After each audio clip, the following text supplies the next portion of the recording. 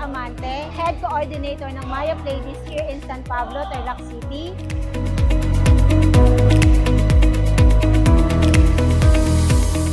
As of the moment po, meron po kaming candy making which is pastillas, pulburon, peanut brittle, makapuno.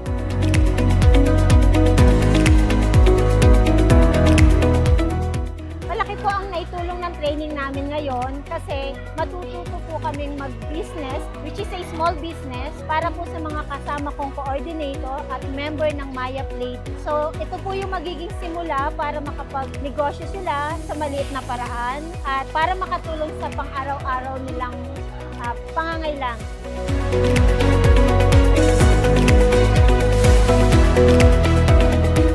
Salamat po pala kay Mayora Susan Yap, Governor Christian Yap, at sa T-Class, and also to Vic Yap.